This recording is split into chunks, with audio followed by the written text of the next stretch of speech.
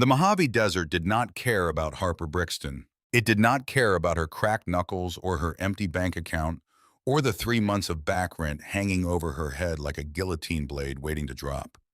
It did not care that she had been awake since 4 in the morning lying on the concrete floor of her father's garage, staring at the underside of a 1979 Chevy C10 that needed a transmission rebuild she had quoted too low and would finish too late. The desert just sat there beyond the open bay doors, vast and indifferent, baking the cracked asphalt of Route 66 into a shimmering liquid that made the abandoned gas stations on the far side of the street look like they were melting back into the earth. Barstow, California. Population shrinking, ambitions evaporating, dreams bleaching white in the sun like the bones of animals that had made the mistake of lying down to rest. Harper was 23 years old. She was 5 feet 6 inches tall, with the kind of lean, wiry strength that comes not from a gym, but from years of fighting machinery, twice her size, and winning.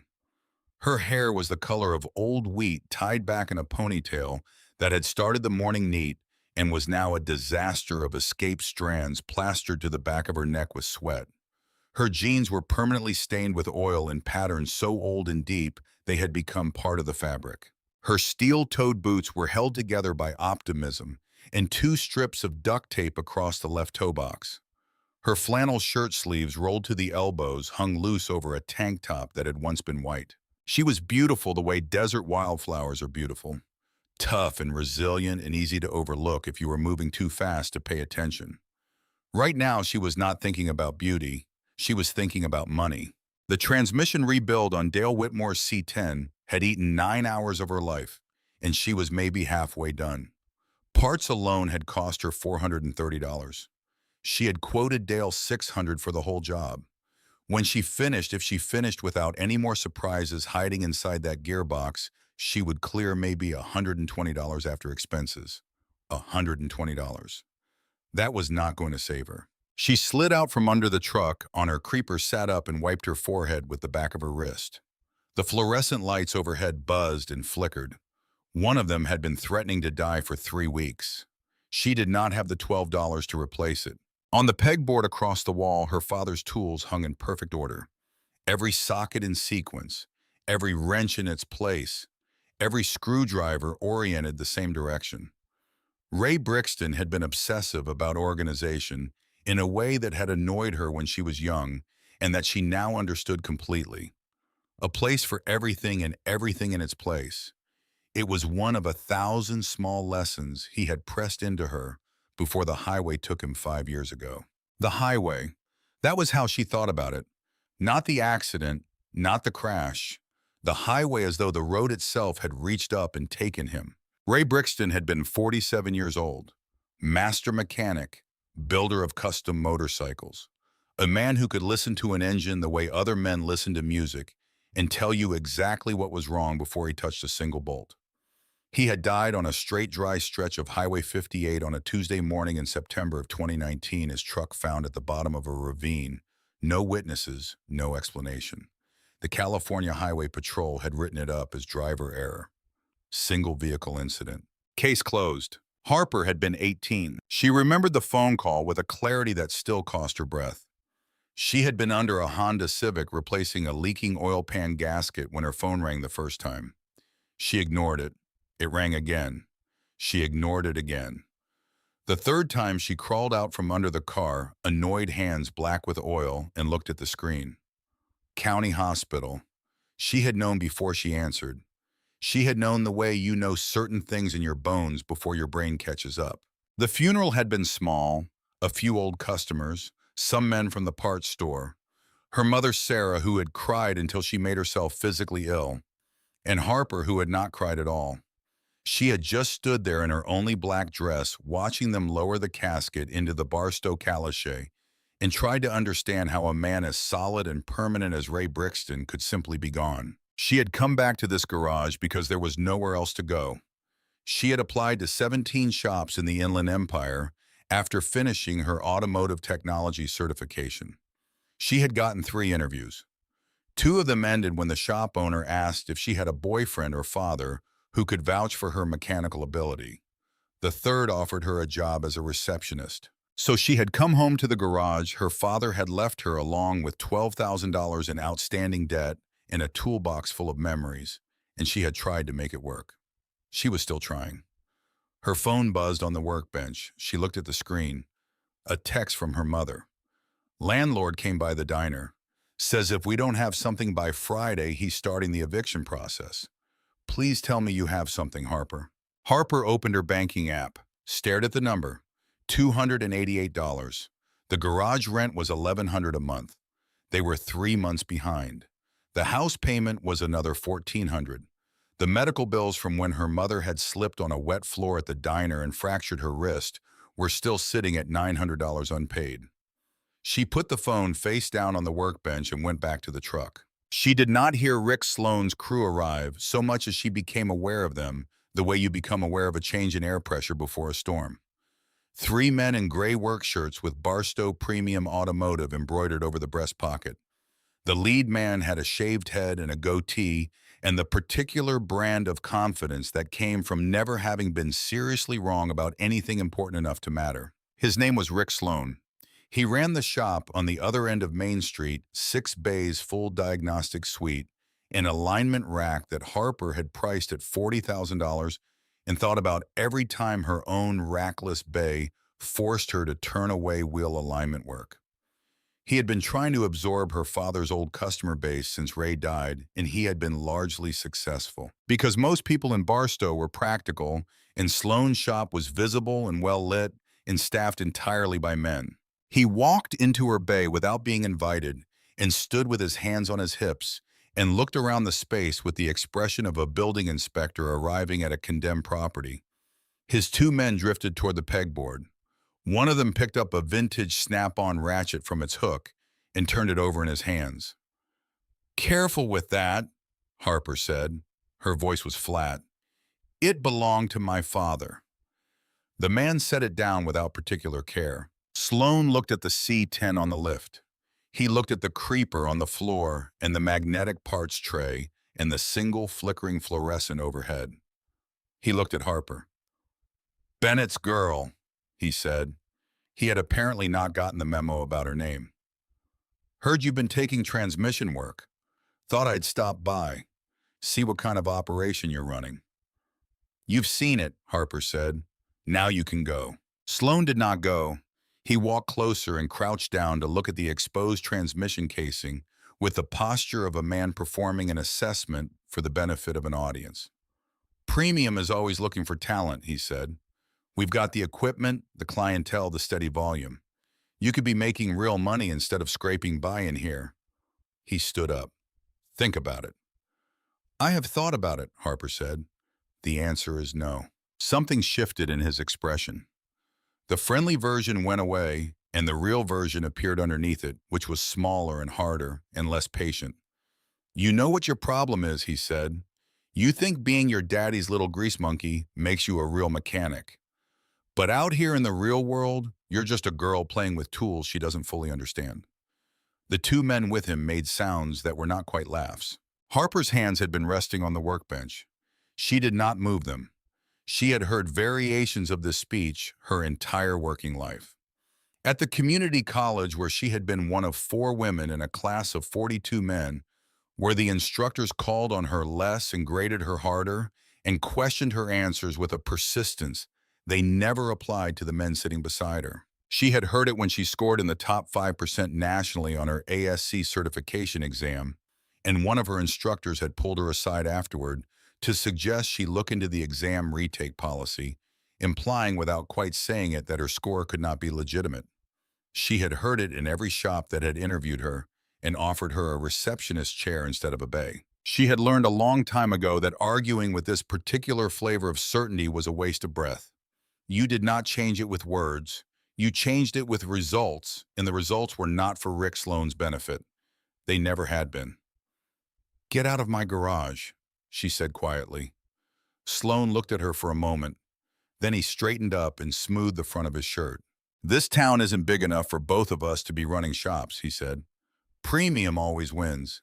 Good luck finding customers after I finish spreading the word about your competence level." He turned and walked out.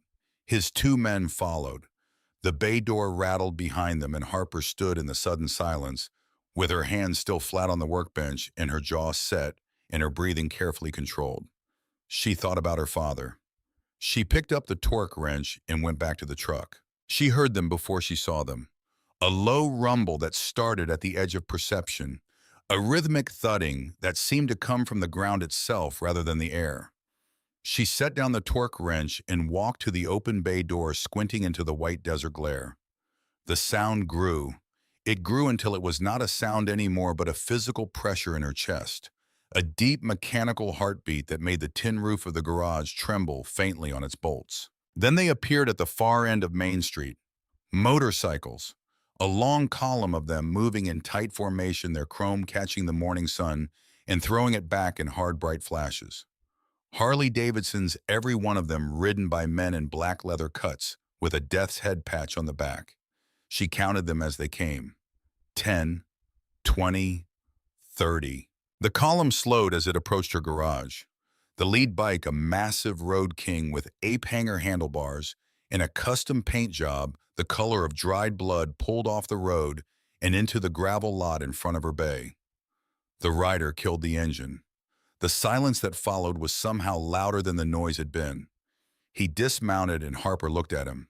Colt Hargrove was not a large man in the way that Decker Malone, who climbed off the bike behind him, was large. Malone took up the space around him the way a load-bearing wall takes up space, not aggressively, simply as a structural fact. He was 6 feet 4 inches of compacted muscle with a shaved head and a scar that ran from his left eyebrow to the corner of his jaw. And he looked at the world with the permanent skepticism of a man who had been disappointed by it often enough to stop being surprised. But Hargrove had a different kind of presence. He was maybe 5'11", lean and weathered with dark hair going silver at the temples, and a close-cropped beard that was more gray than black. His face was the face of a man who had spent 40 years in wind and sun and had not wasted a single moment of it on anything soft.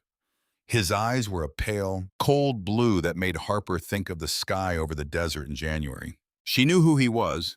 Everyone in Barstow knew who Colt Hargrove was, president of the local Hells Angels charter for nearly 15 years. A man who, according to local legend and verified police reports, had never raised his voice in anger because he had never needed to. The other bikes filled the lot and the street beyond. Men stood beside their machines watching the garage with expressions that ranged from curious to openly hostile. Malone crossed his enormous arms and stared at Harper like she was a problem that had not yet been fully defined. Colt walked toward her. His boots crunched on the gravel. He stopped a few feet away and looked past her into the garage, his gaze moving over the C10 on the lift, the pegboard of tools, the oil-stained concrete floor. He was cataloging the space the way a man does when he is deciding whether it is adequate for a purpose. Then his eyes came to her face and stayed there. "You Harper Brixton," he said. His voice was low and graveled, the voice of a man who had spent decades shouting over V-twin engines and had settled into a register that carried without effort. "That's me," Harper said. She kept her voice steady. "This is my garage." Something shifted in his expression. Not surprise exactly, more like recognition confirming itself. "Your father built bikes for this club," Colt said. "Back before Ironclad went under. He used to talk about you. Said you were going to be better than him someday." He paused. "Said you had the gift." Harper felt something tighten in her chest. She kept her face still. "What can I do for you, Mr. Hargrove?" He turned and gestured toward the back of the column. A flatbed trailer was being unhitched from one of the larger bikes, its cargo covered with a heavy canvas tarp. 4 men pulled the tarp back. Underneath was a motorcycle. Harper walked toward it. The bike was a 1986 Harley-Davidson FXR Wide Glide. She could see that much at a glance, even through the devastation of 2 decades of neglect. The paint had faded from whatever it had originally been to a dull, chalky gray-black, chipped and pitted in dozens of places. The chrome was clouded with rust that had crept across the metal like frost.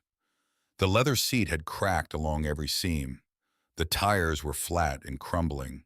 The entire machine had the quality of something excavated rather than stored, as though it had been buried and recently dug up. But the frame was straight, she could see that, and the cylinder fins were intact, no visible cracks. And beneath all the ruin, beneath the rust and the rot, and the 20 years of slow decay, there was something in the proportions of the machine that spoke of serious craftsmanship. "Belonged to my father," Colt said, standing beside her. His voice had changed slightly. Something in it had gone quieter. "Wade Hargrove. He died in 2004. The bike's been locked in our clubhouse since then. We're doing a memorial run this weekend. 50th anniversary of the charter. I want to ride his bike at the front of the pack." Harper crouched beside the engine and looked at it without touching. The Evolution engine. A solid platform. Simple by modern standards, relatively bulletproof when properly maintained. But this one had not been maintained. This one had been sitting in whatever the clubhouse called storage for 20 years. "3 mechanics have tried to get it running," Colt continued. "Past 2 weeks. None of them could figure it out. They all said the bottom end was seized. Recommended a full teardown. Weeks of work." "You don't have weeks," Harper said. "The memorial run is 48 hours from now." She stood up and tried to push the bike forward. It did not move, not a fraction of an inch. The drivetrain was locked completely solid. She tried to rotate the rear wheel by hand. Nothing. She pressed her palm flat against the engine case and held it there, eyes closed the way her father had taught her, listening not with her ears but with her skin. $5,000, Colt said. "You get this bike running by Friday morning, it's yours. You fail, you give back whatever you haven't spent on parts." Malone stepped forward from behind Colt's shoulder. He looked at Harper the way men of his particular type always looked at her, with a contempt that was almost reflexive, almost unconscious, the way some people flinch from spiders without thinking about it. "We should take it to Riverside," Malone said to Colt, not acknowledging Harper's existence. "There's a specialist down there for Evo Motors. We could trailer it down, be back by Thursday." "Riverside is 200 miles, Colt said without looking at him. "The man is reliable. He's got a 3-week backlog and he doesn't know us. We'd be waiting in line behind everybody else." Colt's voice was patient, final. "We're staying." Malone looked at Harper then, looked at her boots held together with duct tape, looked at her grease-stained jeans, looked at the flickering fluorescent light above her head, and the single-bay operation and the ancient creeper on the floor. His expression said everything he did not bother to put into words. Harper had heard the unspoken version of that expression her entire working life. She did not argue with it. She had learned a long time ago that arguing with that expression was a waste of breath. You did not change that kind of certainty with words. You changed it with results. "I need everyone out of the bay," she said to Colt. "I work alone." Malone made a sound in his throat. Colt raised one hand, a small gesture, and Malone went quiet. "All right," Colt said. 4 men wheeled the FXR into the center bay and stepped back. The other members filed out of the garage, and the bay door rolled down with a heavy metallic clang that sealed the space into sudden stillness. Harper stood in the quiet, looking at the bike. Colt stood a few feet away, arms loose at his sides, watching her. She took the $5,000 from her pocket, where she had been holding it since Colt handed it to her without ceremony, and set it on the workbench under a wrench. Then she walked to her father's toolbox and opened the top drawer. Inside, beneath a folded shop towel, was a small frame photograph she had found a year after her father's death in the back of a junk drawer she had been cleaning out. She had almost thrown it away without looking at it. She was glad she had not. 3 men, standing in front of a custom chopper with stretch forks and ape-hanger handlebars, the kind of build that had been fashionable in the late 90s and early 2000s. The man on the left was younger but recognizable as Colt Hargrove, maybe 30 years old, with darker hair and no gray in his beard. The man in the middle was massive and bearded, with a death's head patch visible on his chest. The man on the right was holding a wrench and grinning the grin of a man who was exactly where he wanted to be. Ray Brixton, her father. Harper had never understood why he kept this photograph hidden. He had never talked about his work for the Hells Angels. When she had found it, she had filed it away as one more thing about her father she did not know how to ask him about because he was already gone. She looked at it for a moment now. Then she put it back under the shop towel and picked up her breaker bar. She started at the cam cover. 12 Allen bolts, each one placed carefully in a magnetic tray as she removed it. Her hands moved with the unhurried precision of someone who has performed a task so many thousands of times that it has stopped being a procedure and become something closer to instinct. Colt watched her without speaking.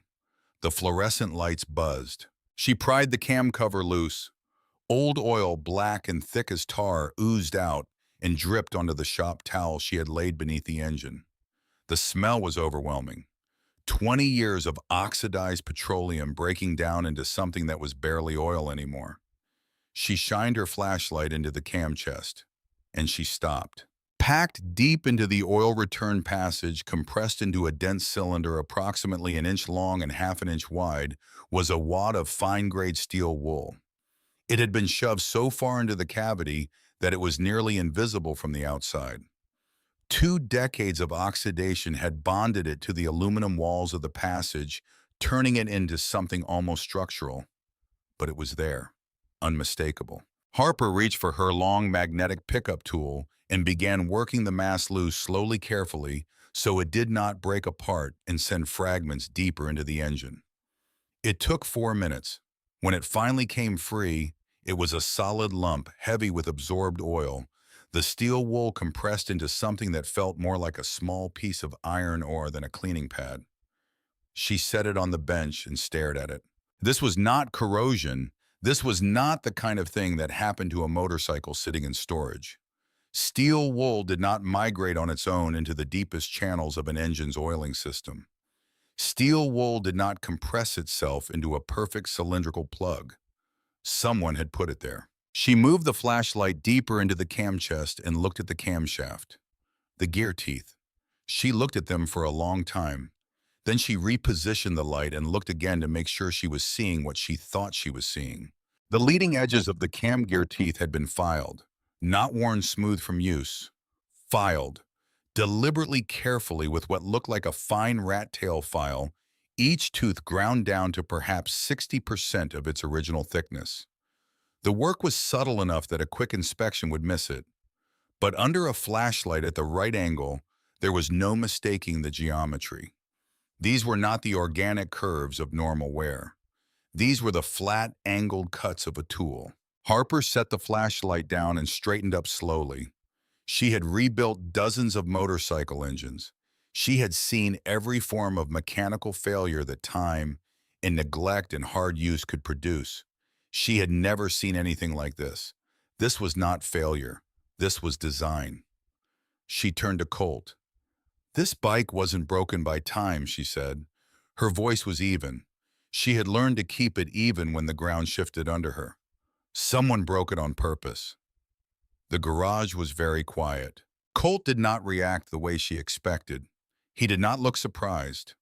He looked at the cam gear and the wad of steel wool on the bench for a long moment, and his expression did not change, but something in his eyes did. Something tightened and went still like a door closing quietly on a room full of things she was not yet supposed to see. "What would have happened," he said carefully, "if someone had started this bike and ridden it?" Harper pointed to the steel wool. "Oil starvation within the first few miles. Engine temperature would have climbed past 400 degrees. The piston rings would have seized against the cylinder walls." She pointed to the cam gear. "And even before that underload at highway speed, the cam would have slipped. The exhaust valve would have dropped into the cylinder on the compression stroke." She paused. "The rear wheel would have locked. Instantly. At speed." The silence stretched. "Whoever designed this," Harper said, "knew what they were doing. This wasn't meant to strand someone on the side of the road. This was meant to put someone down at 70 miles an hour." Colt walked to the bench. He looked at the steel wool. He looked at the cam chest. Then he reached into the open cam cavity with 2 fingers and probed the far corner of the casting where the oil return passage met the case wall. Harper watched his face as his fingers found something. She watched the color drain from beneath his tan. He withdrew his hand. In his palm was a heavy hex nut steel, approximately an inch across. It was the kind of nut used in industrial machinery, not in motorcycles. It did not belong anywhere inside a Harley-Davidson engine. It could not have gotten there by accident. It had been placed. Colt turned it over in his fingers. He tilted it toward the light. Scratched into the flat face of the nut, crude and shallow but unmistakable if you knew to look, were two dice showing a 1 and a 1. Snake eyes. The change that came over Colt Hargrove's face in that moment was something Harper would not forget. It was not the hot, explosive change of a man losing his temper. It was the slow, cold change of a man who has just watched a wound he thought had healed 20 years ago tear itself open again. The color left his face. Then it came back wrong. Then his expression settled into something so controlled and so completely without warmth that Harper felt the temperature in the garage drop by 10 degrees. "Mr. Hargrove," she said quietly, "who does that belong to?" He was quiet for a long time. "My father's VP," he said finally. His voice was almost inaudible. "Arthur Rawls. The club calls him Viper." He paused. "He's been my VP for the past 12 years. The air in the garage felt different now. Harper could hear her own heartbeat. "The man is still in your club," she said. "He never left." Colt's jaw tightened. "He stepped back from leadership the week after my father died. Said he couldn't bear to run the charter knowing Wade was gone. Said his heart wasn't in it." He turned the nut over in his palm. 6 months later, he came back. "I made him my VP because I trusted him, because he had been my father's right hand for 15 years. He stopped. "Because I was 28 years old, and I needed someone who knew how this all worked." Harper looked at the nut. She looked at the steel wool. She looked at the filed teeth on the cam gear. "This bike has been in your clubhouse for 20 years, she said. "Locked bay, secure storage, patch members only." "Then whoever put these things here," Harper said, "was inside your walls." Colt pocketed the nut. He pulled out his phone. His thumbs moved across the screen with a precision that did not match the heaviness of what had just happened. And Harper understood that this was how men like Colt Hargrove processed shock. They moved. They acted. They made calls.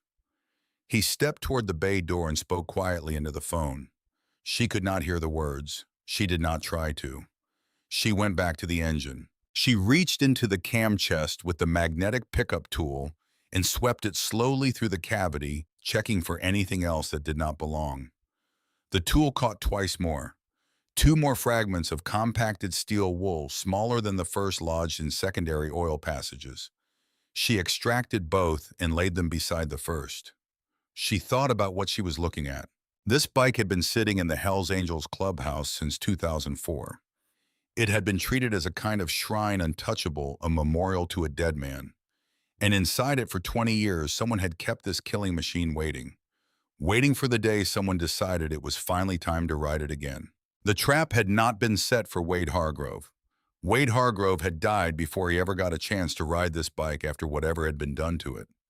The trap had been sitting here all this time, patient as the desert, waiting for the next rider. The next rider would have been Colt. Harper stood very still with that thought. She heard the bay door roll up behind her.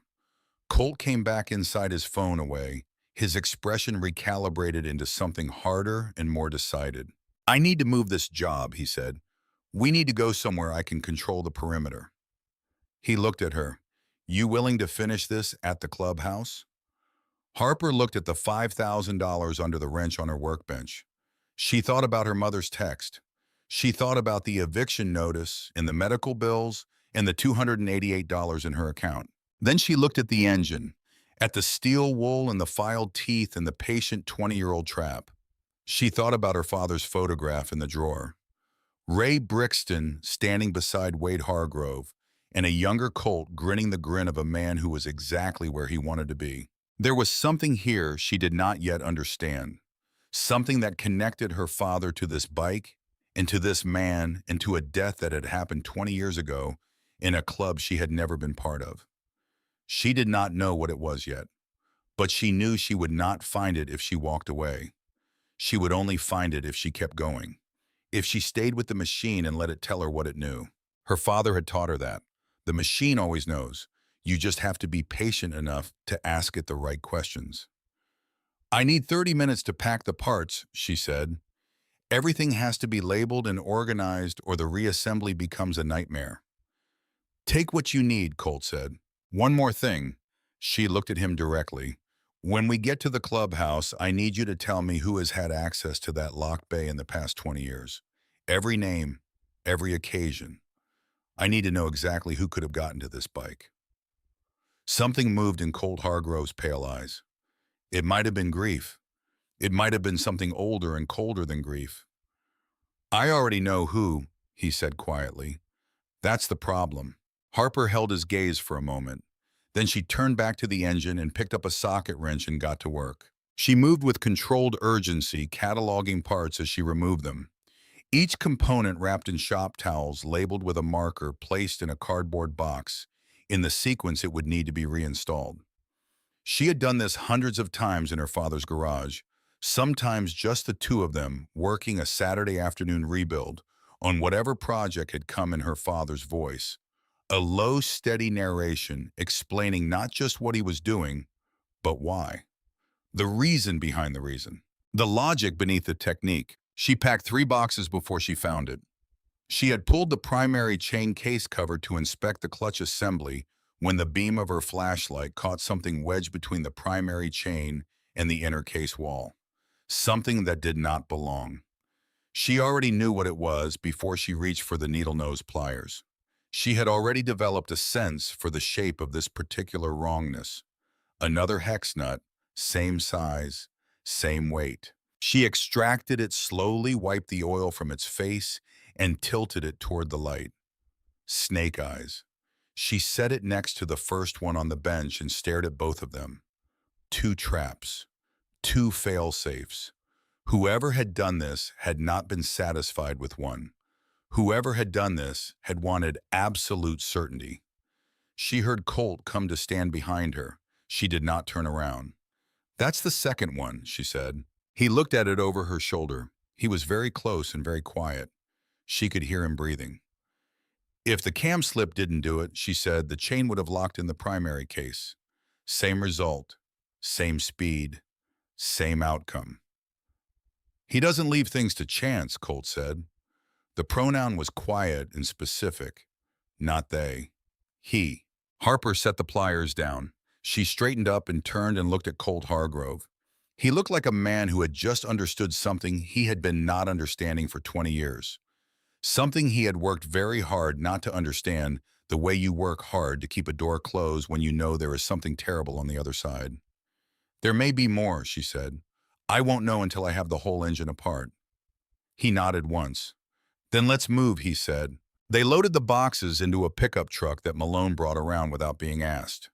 The partially disassembled frame went in last, strapped down with ratchet straps, the gutted engine sitting exposed and raw-looking in the desert afternoon light. Harper climbed into the passenger seat of Colt's truck. The interior smelled like leather and cigarettes. There was a Glock in the center console and a shotgun in the rack behind the seats. She looked out the window as they pulled onto Main Street. The town slid past her. The diner where her mother worked double shifts on feet that ached by noon. The high school where she had graduated 4 years ahead of everyone's expectations and 2 years behind her own.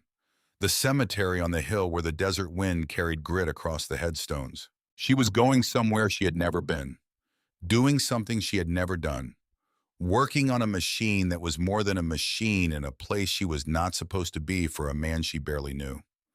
She was carrying $5,000 she desperately needed and 2 steel nuts etched with snake eyes that she suspected might be the beginning of something much larger than a motorcycle repair. She thought about her father. She thought about him standing in that photograph with his wrench and his grin standing beside the man whose son was now driving her through the desert in a truck with a loaded shotgun in the rack. She thought about the photograph being hidden in a junk drawer for 5 years after his death. She thought about all the things her father had never told her. The truck turned east and the clubhouse came into view at the edge of town, low and concrete, and surrounded by chain link topped with razor wire. The gates rolled open as they approached. Harper watched them close behind her in the side mirror, the metal teeth of the fence meshing together with a sound like something being sealed. She turned back to face forward. Whatever was inside this machine, she was going to find it. She was Ray Brixton's daughter. She spoke the language of iron. An iron her father had always told her never lies. The clubhouse was not what Harper had expected, though she could not have said exactly what she had expected.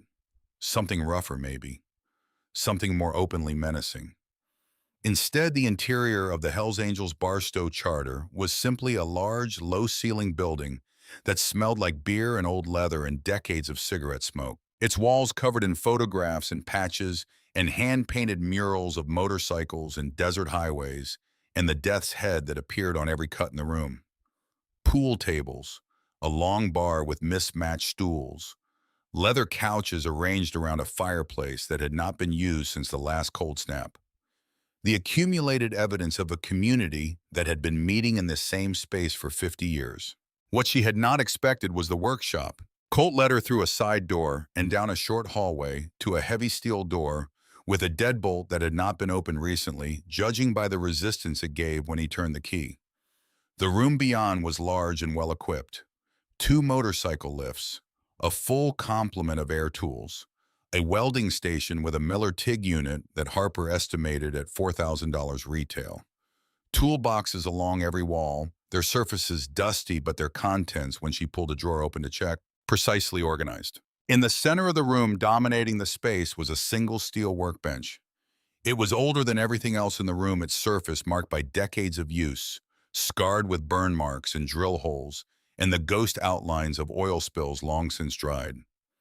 Behind it, a pegboard held tools that had not been touched in 20 years and still looked exactly right, arranged in the same order that people who cared about their tools always arranged them. Colt stood at the edge of the room and looked at the workbench. He looked at it the way you look at a grave. "My father built bikes in here," he said. "After he died, we locked the room. Nobody comes in." He paused. "Until now." He looked at Harper. "You're going to rebuild his bike using his tools. In his shop." He said it not as a question. It's what he would have wanted. Harper stood in the doorway and looked at the room and thought about the weight of dead men's wishes and what it meant to honor them. Then she walked inside and set her first box of labeled parts on Wade Hargrove's workbench and got to work. Malone and 2 other members brought in the remaining boxes in the frame. They moved carefully, handling the components with a reverence that surprised her. When everything was arranged, they left without speaking. The door closed. The silence of the room was different from the silence of her garage. It was older and heavier. It had been accumulating for 20 years. Harper spread her parts inventory across the bench and began the systematic process of cleaning and inspection. Every component needed to be assessed before anything went back together. Metal that had been sitting in contaminated oil for 2 decades was not necessarily ruined, but it was not necessarily safe either. She would not know until she looked. She started with the cylinder heads. She pulled the rocker boxes and inspected the valves and springs. The valves had surface rust, but the stems were straight, and the faces, once she cleaned them, were serviceable. The springs had lost some tension, but were within the range she could work with, given the parts that Dutch Caldwell would be bringing in the morning. She was lapping the valve seats, a meditative back-and-forth motion that she had performed so many thousands of times it required almost no conscious thought when the workshop door opened. She heard the footsteps before she saw the man. Measured, unhurried, the footsteps of someone who owned whatever room he was walking into. She did not look up from her work. "Didn't know we had company," the voice said. She looked up then. Arthur Rawls was in his middle 60s, lean in the way that certain men are lean, not from physical discipline, but from a metabolism that burned everything it was given and left nothing behind. His face was deeply lined, the skin pulled tight over the bones of his cheeks and jaw in a way that made him look carved rather than aged. His hair was gray-white, cut short. His eyes were a pale hazel that shifted between green and brown in a way that made them hard to read, which Harper suspected was not an accident. His patch read Vice President above the death's head. Below it, barely visible unless you looked directly at it, was a smaller patch. It showed two dice, snake eyes. Harper kept her hands moving on the valve seat. She did not let them slow. "Just the mechanic," she said. "Colt brought me in to handle the rebuild." Rawls walked toward the bench. He moved with a loose, comfortable ease that reminded her of a man who had spent his whole life knowing where all the exits were. He looked at the parts laid out on the surface, at the labeled boxes at the cylinder heads, at the tools she had pulled from the pegboard. His eyes moved over everything in the room with a quiet, systematic thoroughness that had nothing to do with casual interest. "Wade's bike," he said. His voice was neutral, conversational. "That's right." He nodded slowly. He picked up one of the rocker arm assemblies from the parts tray, turned it over in his fingers, set it back down. His hands were steady and his face was pleasant. "Hell of a job for one night," he said. "I've done it before." He smiled. The smile reached his mouth and nowhere else. "You must be good," he said. "I am," Harper said. He stood there for another moment. Then he said good luck and walked out and closed the door behind him. Harper set down the lapping tool. He had come to see how far along she was. She filed that understanding away and went back to work. At 5 in the morning, Dutch Caldwell arrived with the parts. She heard him before she saw him. The sound of a heavy truck backing toward the workshop's exterior access door, then the clatter of boxes being unloaded. Colt brought him in. Dutch was a thin, weathered man in his late 50s with the kind of face that looked like it had been used extensively for purposes other than its original design. He had tattoos on every visible surface of skin above the collar, and grease worked into the creases of his knuckles in the permanent way of a man who had stopped trying to get it all out. He looked at Harper. He looked at the state of the workshop. He looked at the labeled parts spread across Wade Hargrove's bench. "Andrews EV27 cam," he said, setting a box on the corner of the bench. "Torrington inner bearings precision ground. Complete gasket set, high-volume oil pump, new primary chain clutch plates, all the seals." He set a second box beside the first. "Top shelf. No corners cut." He was quiet for a moment, surveying the organized chaos of a mid-rebuild engine room. "Your father was Ray Brixton," he said. It was not a question. "Yes. I knew him from the supplier circuit, back in the ironclad days." Dutch picked up one of the extracted push rods and examined it. Man could build a motor, had a feel for it, like the parts wanted to go together for him. He set the push rod down. "You've got the same hands." "I'll take that," Harper said. Dutch nodded once and left. Colt followed him out. The door closed again, and she was alone with the parts and the silence and the 20-year-old weight of Wade Hargrove's workbench. She heard a sound from the far side of the room. It was a small sound, the kind of sound a building makes when it settles or a pipe makes when the temperature changes. But it came from the direction of the secondary access door, the one she had not used, the one that connected the workshop to whatever lay beyond on the east side of the clubhouse. She looked at it. The door was closed and the deadbolt appeared to be engaged. She went back to work. Malone came in at 6 in the morning. He did not announce himself. He simply opened the door and came in and sat down on a metal stool in the corner of the room and crossed his enormous arms and watched her work. He had a cup of coffee in one hand. He did not offer her any. He did not say anything. He just sat there with the expression of a man attending a performance he expected to be disappointed by. Harper did not speak to him either. She had learned that men like Malone were not moved by argument or explanation. They were moved only by results. So she worked and let the quality of the work speak for itself, the way her father had taught her, the way the iron had always confirmed. By 8 in the morning, she had the crankcase ready for splitting. This was the moment she had been building towards since she first looked into that cam chest in her father's garage and understood that something was wrong. The crankcase of an Evolution engine is the heart of everything. It contains the crankshaft and the flywheels, and the connecting rods, the fundamental architecture of all the power the machine makes. To get inside it, you remove every case bolt, break the gasket seal, and separate the two aluminum halves carefully enough that the mating surfaces survive intact. Do it wrong and you have two pieces of expensive scrap. She removed the 24 case bolts, placing each one in a labeled container. Then she positioned a rubber mallet and a wooden wedge at the seam between the halves. She tapped. Once, twice, repositioned. Tapped again. On the sixth tap, the gasket seal broke with a soft, definitive crack. The case is separated by 1/8 of an inch.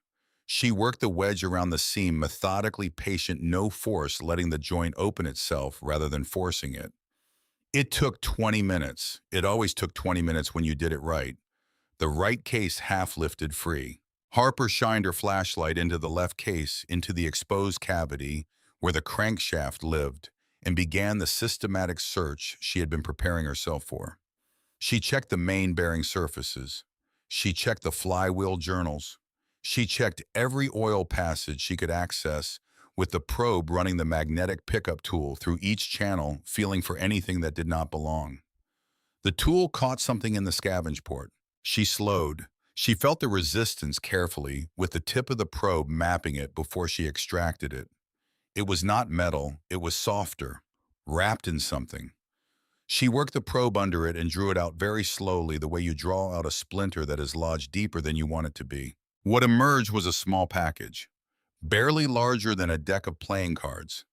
Something wrapped in a layer of heat-resistant plastic sheeting, the kind used to protect electrical components in high-temperature environments.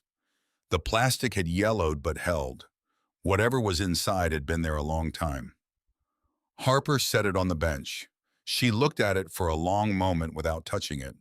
Then she looked at Malone. He was watching her from his stool in the corner with an expression that had changed from contemptuous boredom to something she could not immediately name. He had seen what she pulled out of the case. He had seen the plastic wrapping and the careful way she was handling it. His enormous arms were still crossed, but they were no longer relaxed. "Get Colt," she said.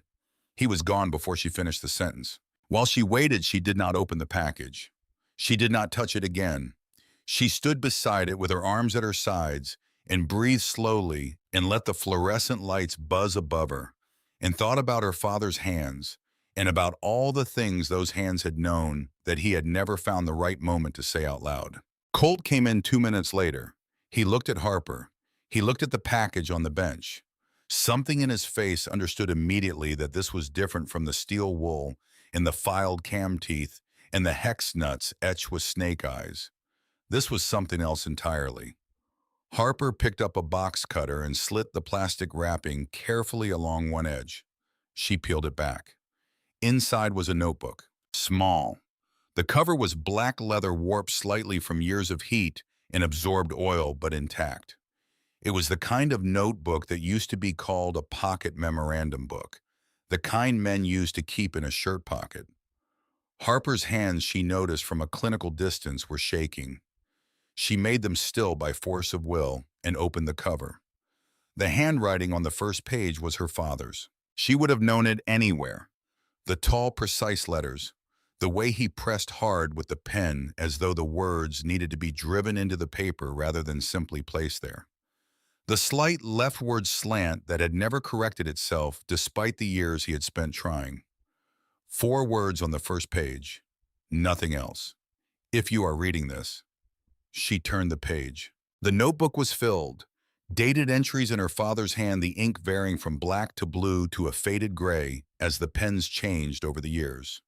The dates began in June of 2004, though the entries were not always sequential, some written after the fact and reconstructed from notes he had kept elsewhere, so that reading them required moving back and forth in time, the way memory itself moves. The handwriting in the early entries was controlled and precise. In the later ones, it was tighter, more compressed, as though the space on the page had begun to feel insufficient for what needed to be recorded. Harper read. She read standing at the bench in Wade Hargrove's workshop with Colt beside her, and Malone standing in the doorway, and the fluorescent lights buzzing overhead, and the desert morning coming in through the high windows in long flat bars of gold and white light. She read about April of 2004, about a phone call from Wade Hargrove asking Ray Brixton to come to the clubhouse, about the way Wade looked nervous in a way Ray had never seen before in the 15 years he had known the man. about what Wade said, that Arthur Rawls had been behaving strangely for months, disappearing for hours, taking calls he would not explain, and that $50,000 was missing from the club's operating fund, a sum that Rawls attributed to a bar investment in Victorville that had supposedly gone under, but that Wade could not verify because the paperwork did not exist. She read about Wade telling Ray that he had found a burner phone in Rawls' saddlebag while looking for a lighter, about the number he had called from that phone, about the man who had answered and identified himself as Special Agent Garrett Brooks of the Drug Enforcement Administration. She read about April 14th, 2004. Wade Hargrove died in his sleep. The club doctor said massive cardiac event, sudden and without warning in a man who had by every available measure been in excellent health. She read about April 17th, 2004. Ray Brixton bringing Wade's FXR into his shop under the pretext of wanting to do a memorial rebuild. The 3 days he spent going through the machine with the methodical attention of a man who already suspected what he would find but needed to be certain. The steel wool, the filed cam teeth, the hex nuts with the snake eyes etching. She stopped reading for a moment. She put her hand flat on the bench to steady herself. She breathed. Colt had not moved. He was reading over her shoulder, she realized. She could feel the change in his breathing. She kept going. She read about the confrontation that never happened, about Ray going to the clubhouse and being turned away by Rawls himself, who told him Colt was unavailable, who looked at Ray with those pale hazel eyes and smiled the smile that did not reach them, and who said in a voice like a man discussing nothing of consequence that it was a difficult time for everyone and that grief could make a person see things that were not there. She read about the years after, the careful watching, the recorded license plate numbers, the photographed meetings in parking lots in Victorville and Barstow and 29 Palms, the growing file of evidence that Ray Brixton had been assembling through the long, slow years while he fixed other people's cars and buried his custom motorcycle dreams in the Barstow sand, and tried to figure out how to prove that the man now sitting at the right hand of Colt Hargrove had murdered Colt's father and had been selling the club's secrets to the federal government for 15 years. She read about the attempt Ray had made to approach Colt directly. One time, 2017, coming to the clubhouse on a Sunday afternoon and asking to speak with the president. Colt sitting across from him and listening for 10 minutes before he interrupted. Before he said in a not unkind voice that he thought Ray was still carrying the weight of Wade's death, and that sometimes grief made the world look like it had patterns it did not actually have. Before he walked Ray to the door and shook his hand and told him to take care of himself. She read about September 2019, about Ray finally having what he needed, about a meeting in a Victorville parking lot, the same parking lot he had been photographing for 15 years this time, with a recording device small enough to fit in a shirt pocket, about Rawls's voice on the recording, about Agent Brooks's voice, about the exchange of a package and an envelope and a conversation that laid out in explicit detail, the ongoing relationship between the Hells Angels Barstow vice president and the United States Drug Enforcement Administration. She read about the morning after. Highway 58, the black SUV that came out of nowhere at 6 in the morning on a straight, empty stretch of road east of Kramer Junction. The impact, the rolling, the ravine. Her father's handwriting in that entry was different from any of the others. It was looser, uncertain in the pressure. She understood that he had written it from a hospital bed with cracked ribs and a moderate concussion and the absolute knowledge of what had just been attempted. He had survived that morning. He had been found by a passing truck driver. He had spent 4 days in the hospital. And he had understood with perfect clarity that Rawls knew about the recording and would not stop until the problem was resolved. So he had done the only thing he could think to do. He had hidden everything inside the one object in the Barstow Hells Angels charter that no one was allowed to touch. The shrine, the memorial. Wade Hargrove's FXR sitting locked and untouchable in the secure bay while the man who had killed Wade drank at the bar 30 feet away. The last entry was dated September 9th, 2019, 2 days before the date on her father's death certificate. Harper, it read, If you find this, the evidence is here. The notebook and the drive. The drive is in the primary cover, inside the inspection port housing, soldered. Password is your birthday. Take everything to Colt.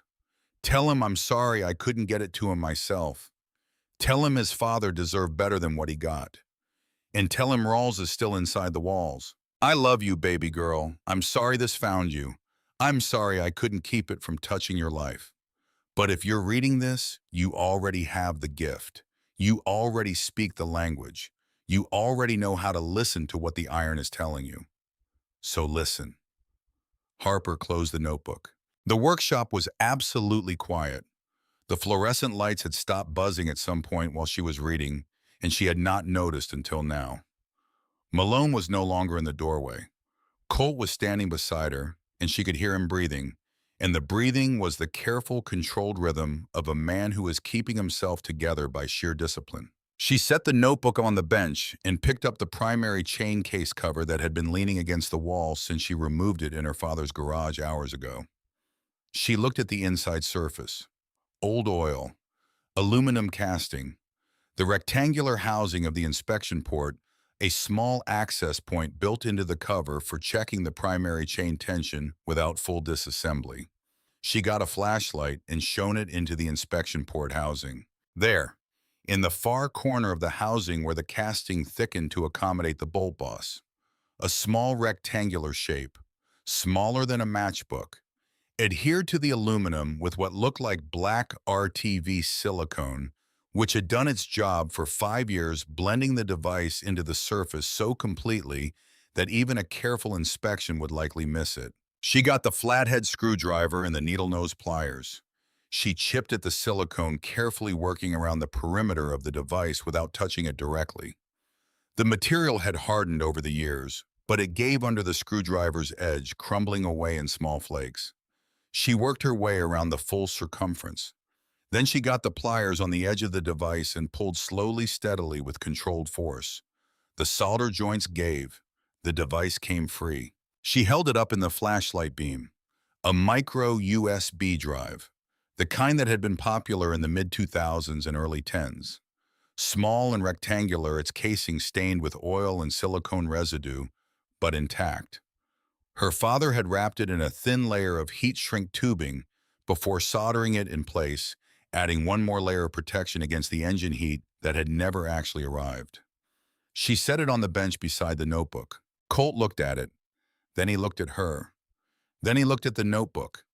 His face in the flat workshop light was the face of a man standing at the edge of something he has been approaching without knowing it for 20 years. He tried to tell me, Colt said.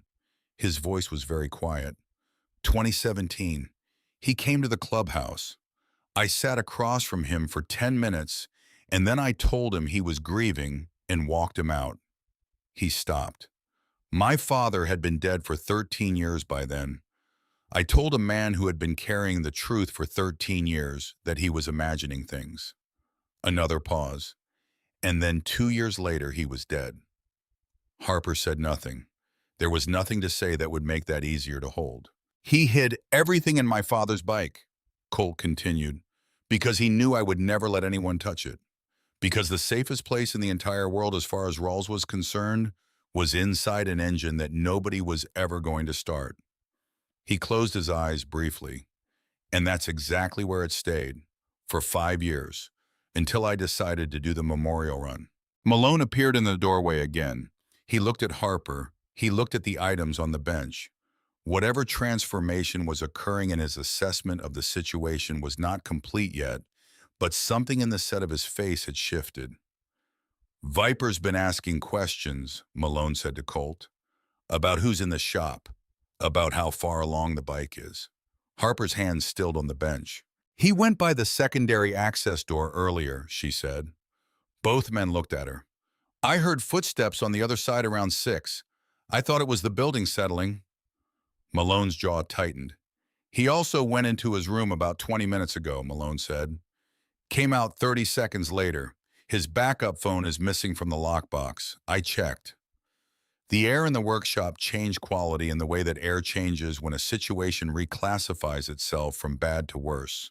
He can't have gotten a signal off in 30 seconds, Colt said. We don't know that, Malone said. They looked at each other with the communication of men who have worked together long enough that most of what passes between them does not require words. Colt looked at Harper. How much longer? She looked at the parts on the bench. The clean components, the new parts from Dutch's boxes still in their packaging, the disassembled halves of the crankcase, the notebook, and the USB drive sitting in the center of the workbench like the still point around which everything else was orbiting. Case goes back together first. Cylinder installation, heads, cam, primary, electrical. She ran the sequence in her head. If nothing fights me 6 hours, it's 9 in the morning. 3 o'clock, she said. Maybe 2:30. He nodded. He looked at Malone. Double the door coverage.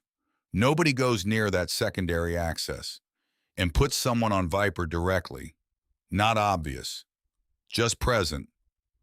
Malone nodded and left. Colt turned back to Harper. He looked at the notebook on the bench, at the USB drive beside it.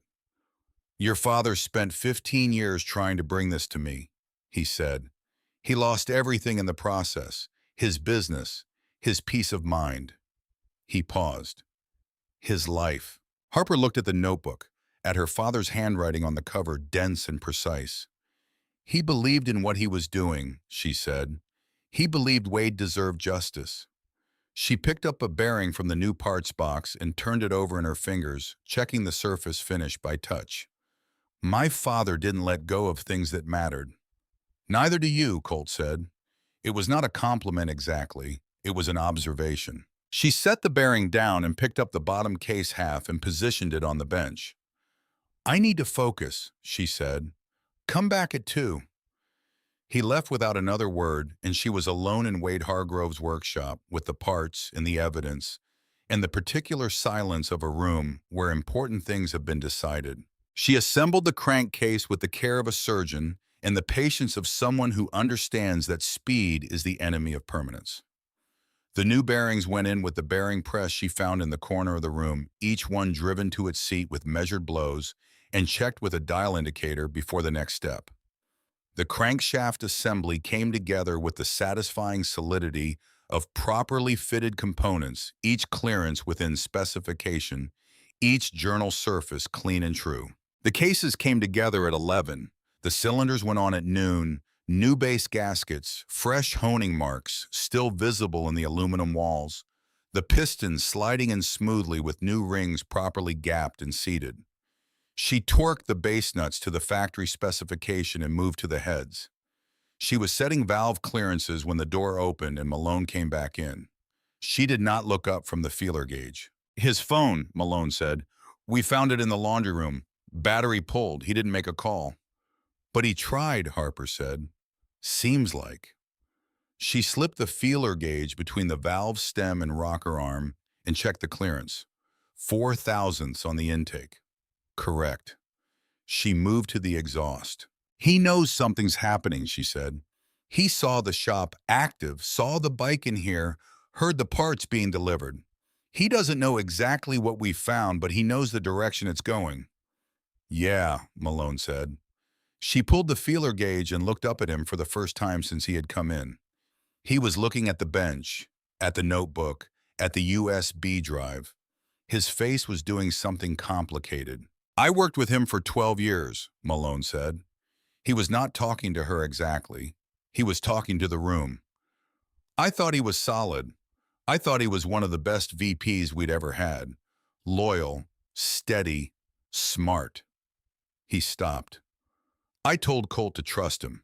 5 years ago when Colt was thinking about restructuring leadership. I told him Viper was the foundation of this club. Harper said nothing. Your father, Malone said, stopped again, started again. Your father came to this clubhouse when you were a little girl. 8 years old, maybe 9. Ray brought you in on a Sunday to look at a carburetor job he was doing for Wade.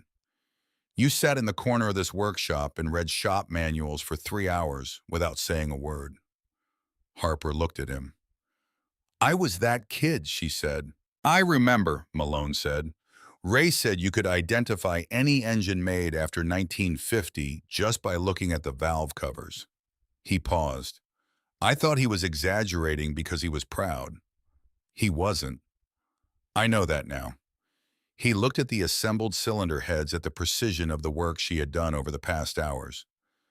I've been wrong about some things today. He left again without saying anything further, and Harper understood that from a man like Decker Malone, that was as close to an apology as the language allowed. She installed the new Andrews cam at 1:15, aligning the timing marks with the care she would have given a surgical instrument.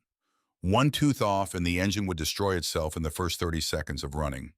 She checked the alignment 3 times. Then she checked it a 4th time because this was not a job where being mostly sure was adequate. The cam cover went on with fresh gaskets and sealant. The primary assembly went back together with the new chain and clutch plates. She reconnected the oil lines, the fuel lines, every electrical connection working from memory, and the label diagram she had sketched in marker on a piece of cardboard at the beginning. At 2:15, she filled the oil tank with fresh synthetic and primed the carburetor. At 2:30, she stood back from the bike and looked at it. It looked different from the machine that had been dragged into her garage on a trailer that morning. Not because anything aesthetic had changed. The faded paint, the pitted chrome, the cracked leather, all of that remained exactly as it had been. But the machine had a quality now that it had lacked before. It looked ready.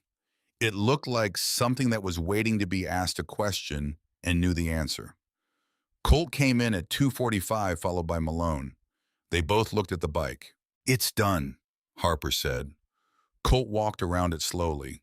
He ran his hand along the engine case the way a man touches something he has been afraid to touch for a long time. He looked at the cam cover, at the primary case, at the cylinders and heads.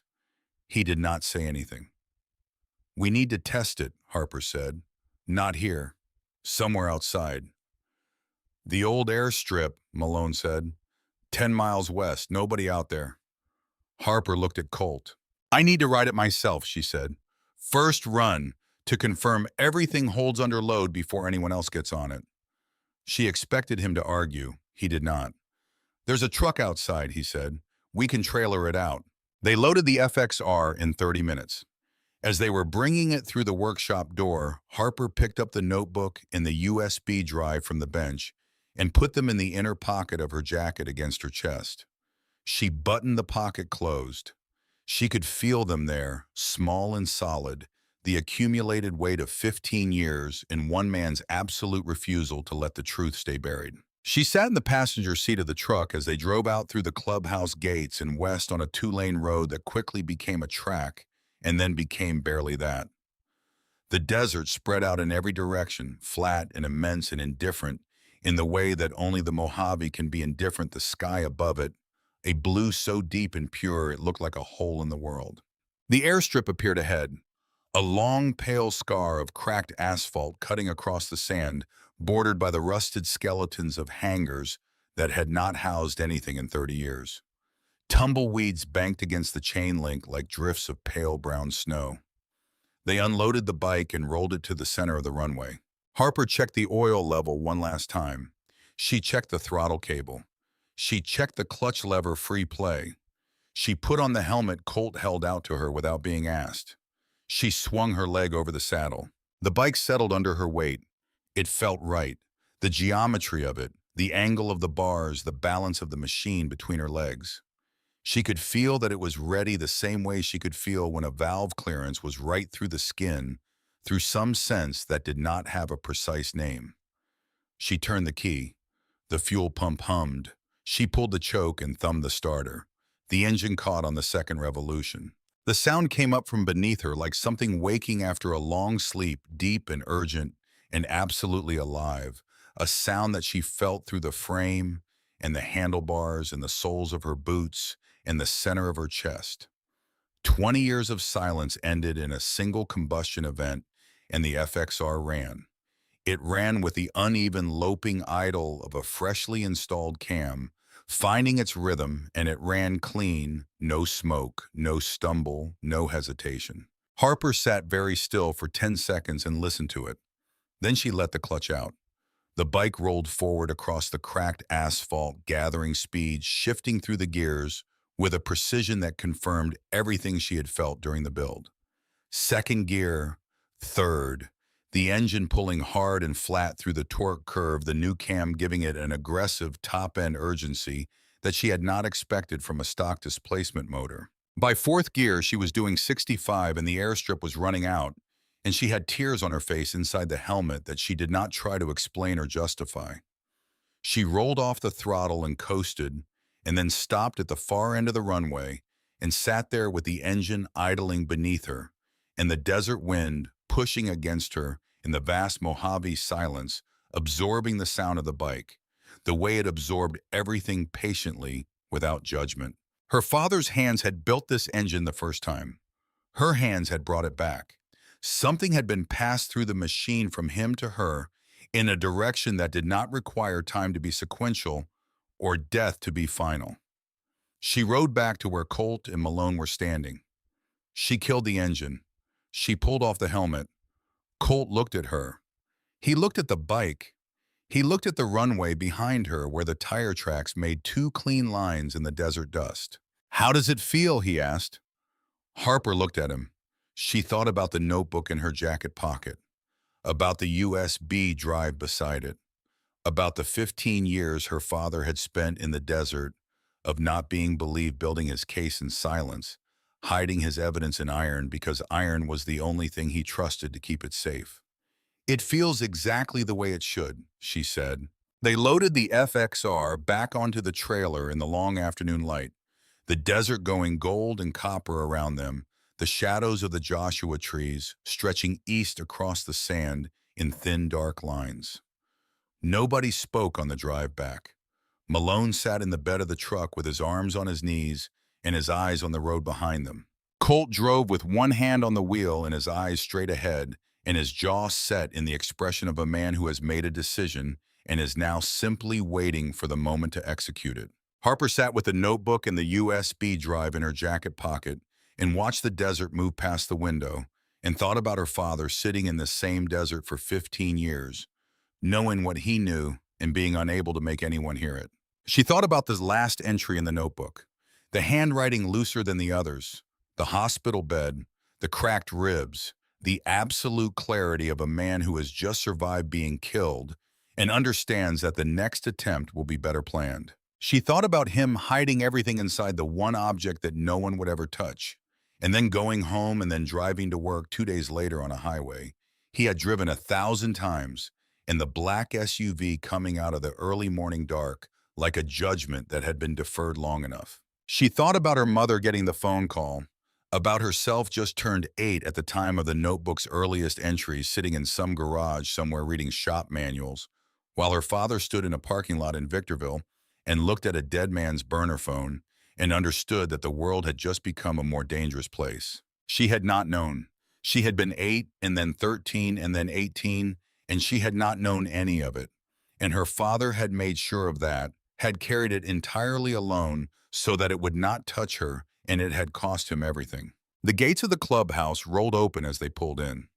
The lot was fuller than it had been that morning. She counted bikes as they parked and stopped at 40 and kept counting.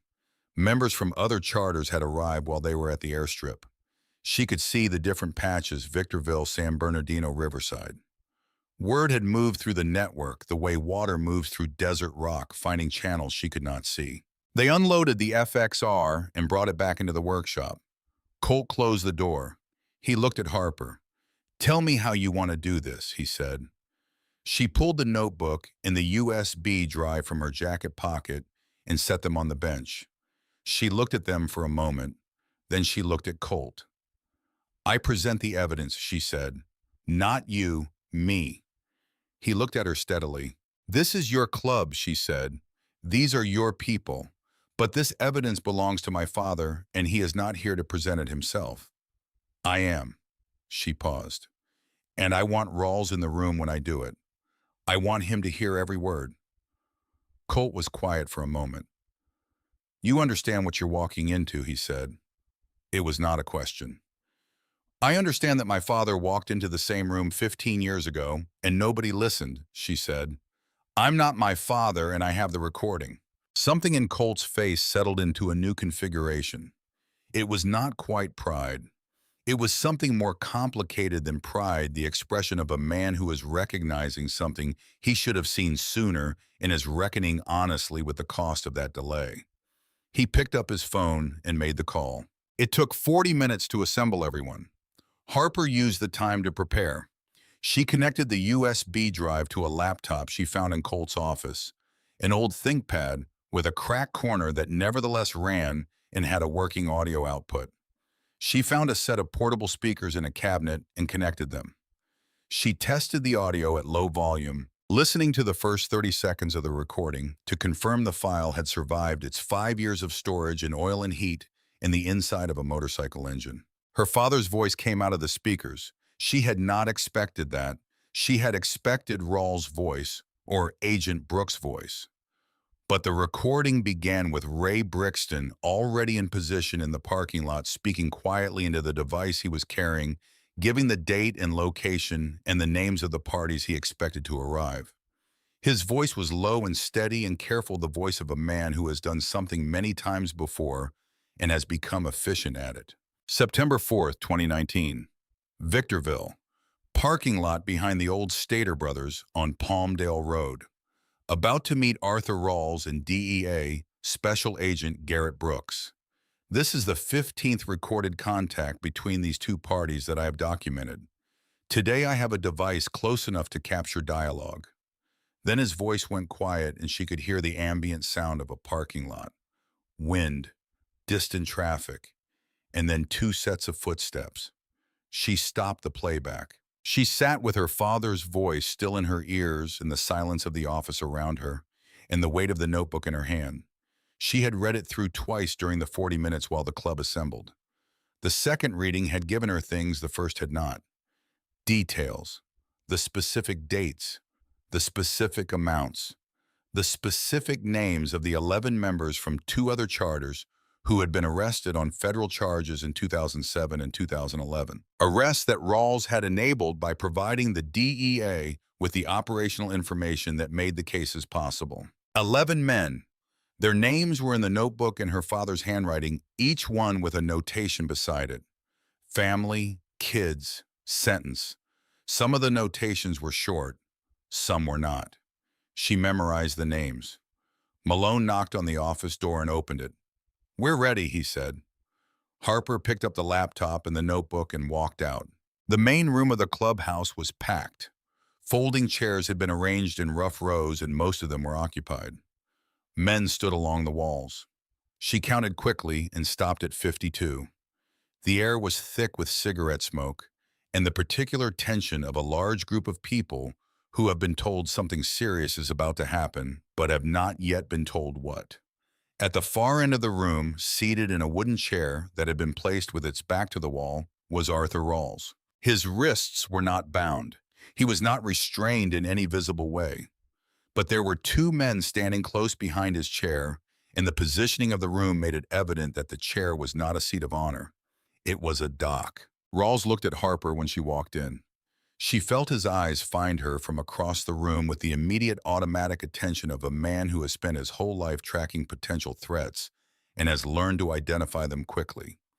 He looked at the laptop under her arm. He looked at the notebook in her hand. His face did not change in any dramatic way. But she saw something move behind his pale hazel eyes. A rapid internal recalculation. The expression of a man who is revising his assessment of his situation and not liking the new numbers. Colt stood at the front of the room. He looked at Harper and nodded once. She set the laptop on the pool table nearest the front of the room and connected the speakers. Then she walked to the center of the floor and stood there and looked at the room and did not feel small. Not even a little. Not even with 52 men looking back at her and the weight of what she was about to say pressing down on the back of her neck. Her father had stood alone in this desert with the truth for 15 years. She had a room full of people and two pieces of evidence and the memory of his voice on a recording that still existed because he had been careful and patient and absolutely committed to the belief that the truth could outlast the people trying to bury it. She was Ray Brixton's daughter. She had his hands and his patience and his conviction that the iron did not lie. She opened the notebook. She started at the beginning. She did not read aloud. She told it. The way her father had written it was the way a mechanic approached a diagnostic. Systematic, evidence-based, one finding leading to the next. She told him about April of 2004 and the phone call from Wade Hargrove. She told him about the burner phone and Agent Brooks and the missing $50,000. She told him about April 14th, 2004, and the death that the doctor had called a cardiac event and her father had never believed for a single day. She told him about the steel wool in the oil return passage, about the filed cam teeth, about the two hex nuts etched with snake eyes that she had found in the engine of the FXR and that were now sitting on Wade Hargrove's workbench in the room down the hall. She saw the room change as she spoke, the initial skepticism giving way to something darker and more attentive. Men leaning forward, men looking at Rawls and then looking back at her. The particular silence of a large group of people who have stopped thinking about anything except what they are being told. Rawls sat in his chair. He did not move. His face was composed, but his hands, she noticed, were pressed flat on his thighs in the posture of a man forcing himself to stillness. She told them about the 15 years, about her father documenting everything in silence because the one time he had tried to bring it to Colt, he had been turned away. She did not say this as an accusation. She said it as a fact because it was a fact and because her father had recorded it as such without bitterness, which told her something important about the kind of man he had been. She told them about September 4th, 2019. Then she turned to the laptop and pressed play. The recording lasted 4 minutes and 53 seconds. She knew the exact duration because she had played it through twice in the office, and both times she had watched the timer in the corner of the screen with the same focused attention she gave to a torque specification. The first voice was her father's. The date, the location, the names, and then the sound of the parking lot and the footsteps and the two men arriving. Rawls' voice was immediately recognizable. She had heard it that morning in this same building, lightly and pleasantly asking how far along she was with the rebuild. On the recording, it had a different quality, businesslike, specific. The voice of someone conducting a transaction they had conducted many times before. He gave Brooks the date of the next scheduled run, the route, the names of the members who would be carrying product, the location of the storage unit in Barstow where the club kept its reserve funds. He gave these things with the comfortable efficiency of a man who has been giving them for years and has long since made his peace with what that means. Brooks's voice confirmed each item. There was the sound of an envelope changing hands. 38,000, Brooks said. Same arrangement as before. Rawls said the arrangement was fine. Then Rawls said one more thing in a voice that was quieter than the rest of the conversation, but no less clear on the recording. Tell your people to ease up on the Barstow surveillance. Henderson is getting jumpy, and a jumpy club president makes my job harder. Henderson was the name the club had been using for Colt before he formally took the Hargrove name as president. Harper had found a reference to it in one of the earlier notebook entries. The name did not matter. What mattered was that Rawls had been monitoring Colt's state of mind and reporting it to the DEA as a factor in the ongoing operation. The recording ended. The silence that followed was of a specific and unmistakable quality. It was not the silence of people who are uncertain what they have heard. It was the silence of people who know exactly what they have heard and are deciding what to do with it. Colt spoke first. You've heard the evidence, he said. His voice was flat and measured and carried to every corner of the room without being raised. Arthur Rawls, the club calls him Viper. He stands accused of the following: embezzling club funds to pay personal gambling debts, working as a paid informant for the Drug Enforcement Administration, providing federal agents with the names and operational details of club members from the Barstow, Victorville, and San Bernardino charters, murdering Wade Hargrove with digoxin poisoning in April of 2004, sabotaging Wade Hargrove's motorcycle with intent to kill, murdering Ray Brixton in September of 2019 by forcing his vehicle off Highway 58. The room was completely still. "Does anyone want to speak before we vote?" Colt said. Rawls spoke. He uncrossed his hands from his thighs and leaned forward slightly in his chair and looked at the room with an expression that was, Harper realized, almost relaxed.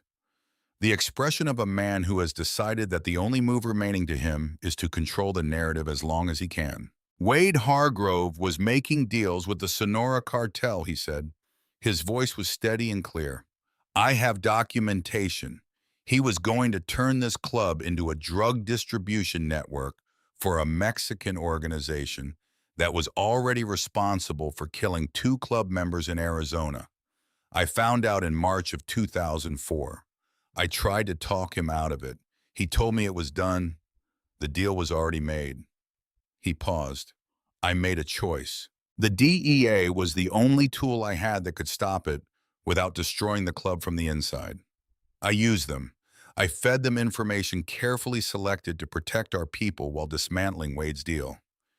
He looked at Colt. "Your father was going to get everyone in this room killed or imprisoned. I stopped that."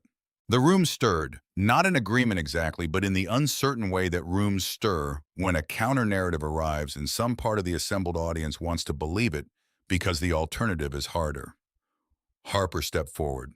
She had not planned to speak again after playing the recording, but she had the notebook in her hand and the names memorized, and she was not going to stand in this room and let the last defense of the man who had killed her father go unanswered. "The recording mentions the Barstow Charter specifically," she said. Her voice was calm and it reached the back of the room without effort because she was her father's daughter and her father had never needed to shout to make the iron listen. "But my father's notes document 11 arrests across 3 charters: Barstow, Victorville, Riverside. The men arrested were charged with federal offenses. Their names are in this notebook." She held it up. "Darnell Pruitt, convicted 2007, 18 years. Left behind a wife and 4 kids. Gary Whitfield, convicted 2007, 12 years. Kevin Sauer, convicted 2011, 15 years." She went through all 11. She said each name clearly and separately, giving each one its own moment in the silence of the room. These men were not part of any deal with the Sonora Cartel.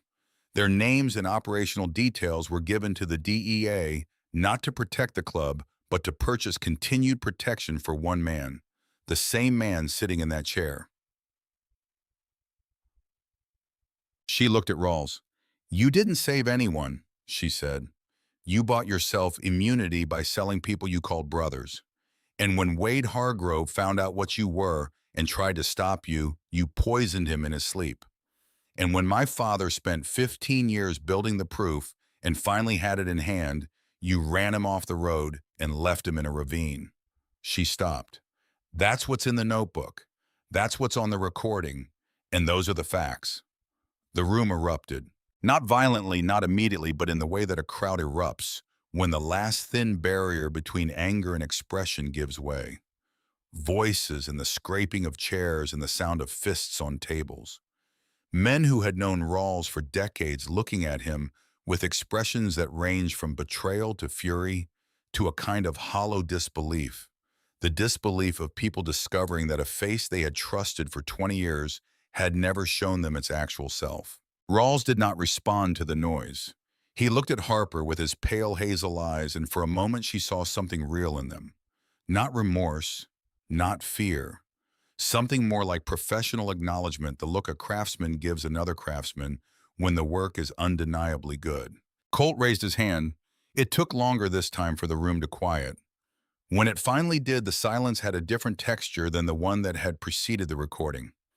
It was the silence of something that has been decided. "We vote," Colt said. He laid out the options: exile, federal.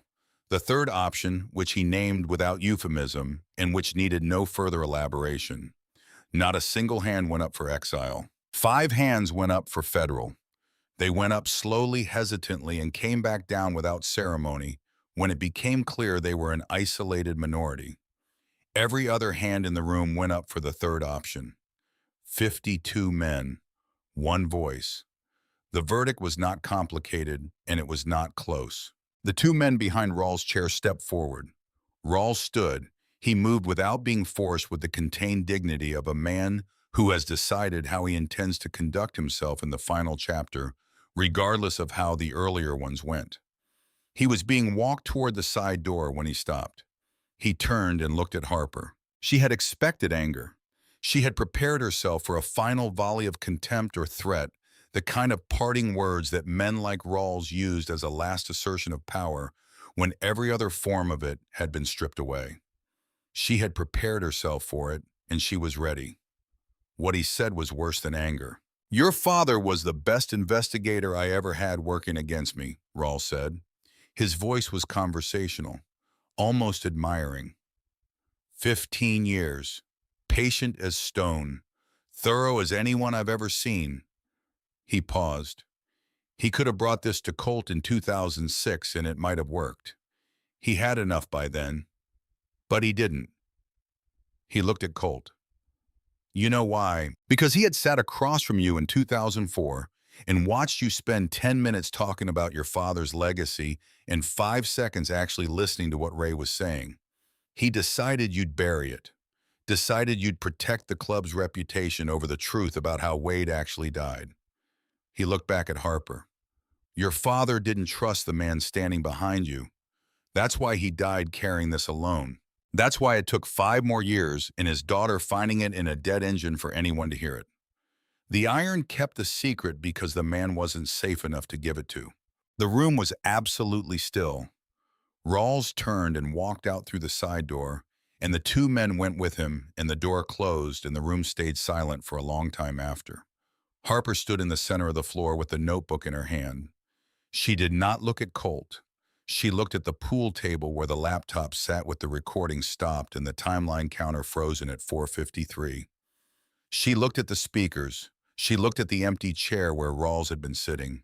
She thought about her father in that parking lot in Victorville with his recording device and his 15 years of accumulated evidence and the absolute conviction that the truth was worth every cost it was going to extract from him.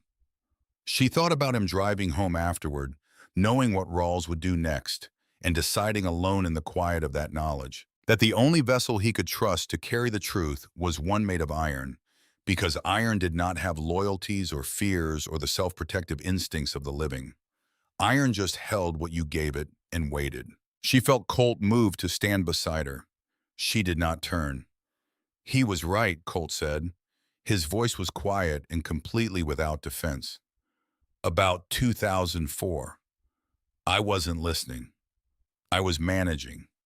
I was thinking about the club and the anniversary and the optics of a grieving president, and I was not actually hearing what Ray was telling me." He stopped. "He made the right call. Given who I was, then he made the right call." Harper said nothing. "I can't give him back the 15 years, Colt said. "I can't give him back anything." Another pause. "But I can make sure that what he built, the work he left, the evidence he trusted to the iron rather than to me, I can make sure it doesn't disappear again." Harper turned and looked at him. His face was what she expected, and also not what she expected.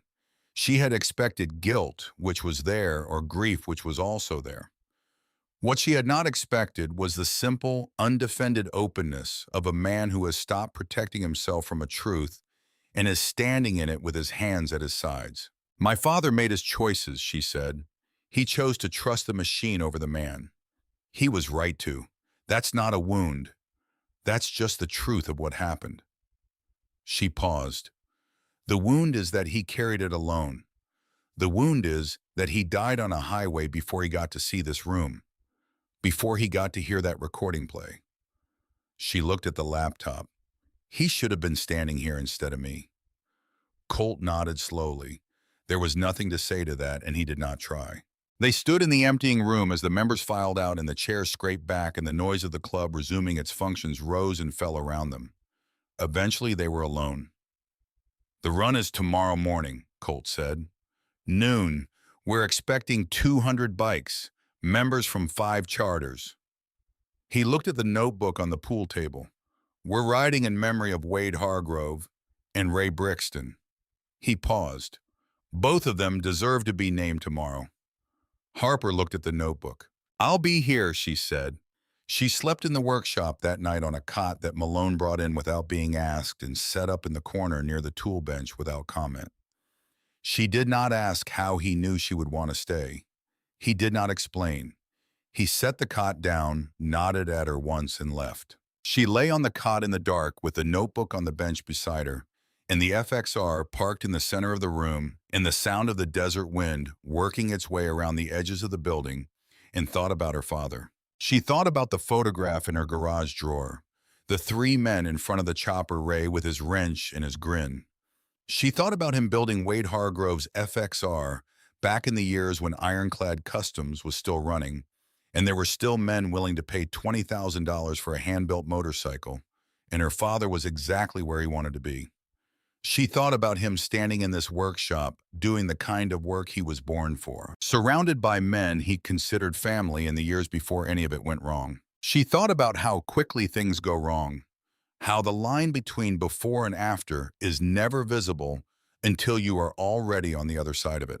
She thought about her mother alone in their house, not knowing yet what had been found today. Not knowing that the accident on Highway 58 had not been an accident. Not knowing that the man who had sent flowers to her husband's funeral had ordered his death. Sarah Brixton had been carrying a version of the same loss. Harper had been carrying the particular grief of a sudden and senseless death, and now that grief was going to become something different. Something with a name and a cause and a face.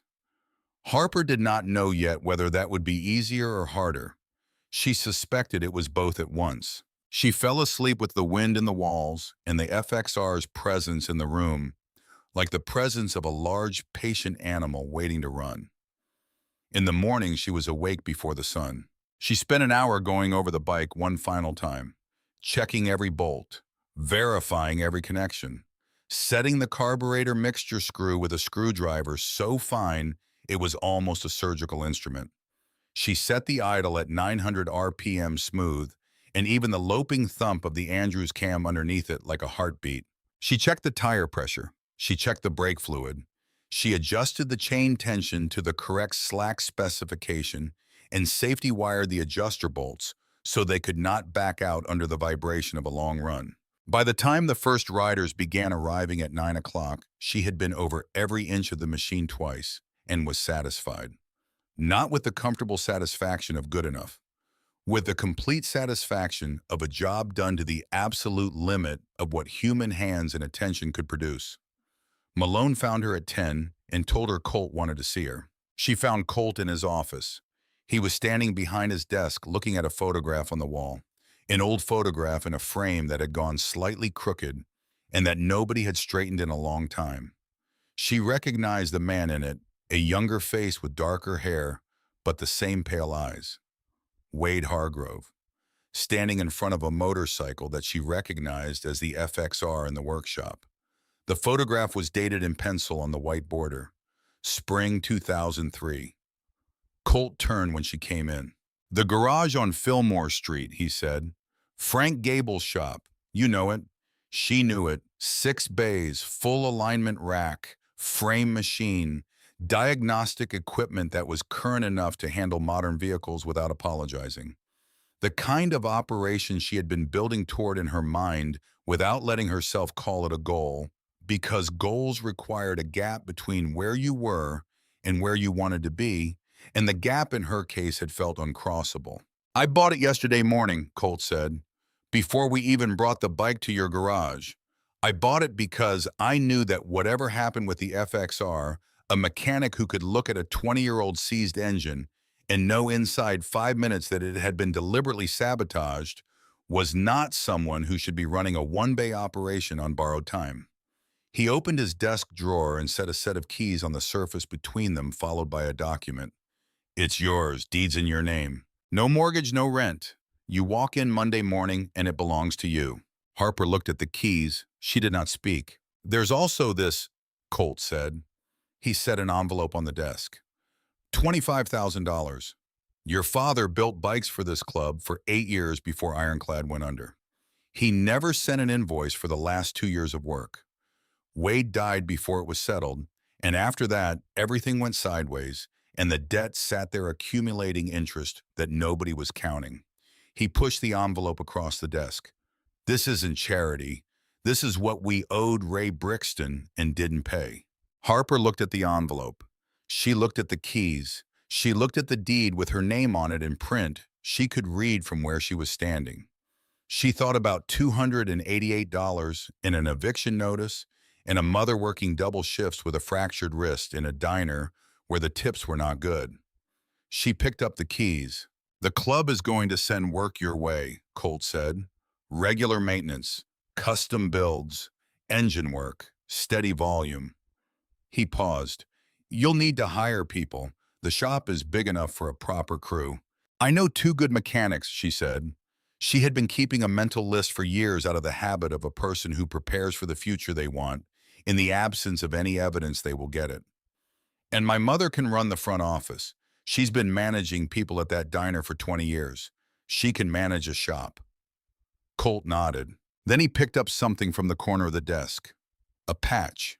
She recognized the format, the shape, the backing, but not the design. Instead of the death's head, it bore a single embroidered word. Legacy. "Your father was family," Colt said. "That makes you family. This patch means the club stands behind you.